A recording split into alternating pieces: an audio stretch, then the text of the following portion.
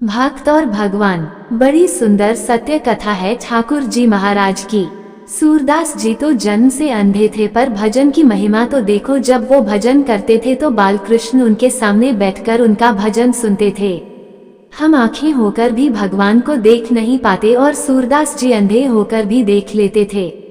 एक बार वो भजन कर रहे थे तो वो भावराग में खो गए, जिसमें कृष्ण जी राधा जी के साथ नृत्य कर रहे थे। और तभी राधा जी की एक पायल गिर गई तो सूरदास जी ने वो पायल उठा ली। तो भगवान कृष्ण ने कहा कि सूरदास जी, जब राधा जी अपनी पायल मांगने आए तो आप उनके पैर पकड़ लेना। राधा जी जब पायल मांगने आई तो सूरदास जी ने पैर पकड़ लिए और कहा, जब तक आप दोनों हमें दर्शन नहीं दोगे मैं पैर नहीं छोड़ूंगा। तो दोनों ने उन्हें दर्शन दिए और सूरदास जी के पास मन की आंखें तो थी ही, उन्हें दृष्टि भी प्रदान की।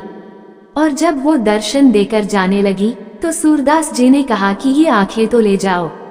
तब राधा जी ने कहा कि आप जन्म से अंधे हो, अब आपको दुनिया नहीं देखनी। तो उन्होंने कहा, मैंने आपको देख लिया, अब मुझे कुछ नहीं देखना। हम आंखें होकर भी नहीं देख पा रहे और उन्होंने अंधे होकर भी देख लिया। जिसके भजन में जैसी ताकत होगी बांके बिहारी जी वैसे ही प्रकट होंगे।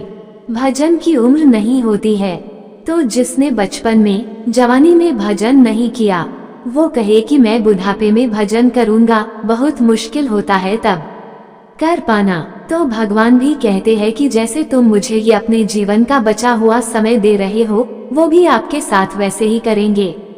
क्योंकि जो भक्त भगवान को जैसे भजता है भगवान भी उसको वैसा ही देते हैं। ये यथा माम प्रपद्यन्ते तांस तथैव भजाम्यहम्। और जब व्यक्ति बूढ़ा हो जाता है तो भगवान को कोसता है। वो ये भूल जाता है कि क्या हमने भगवान का भजन किया था। पहले खुद से ही प्रश्न कर लो, क्योंकि जब तक वो व्यक्ति ये नहीं करेगा तो बांके बिहारी कैसे आएंगे।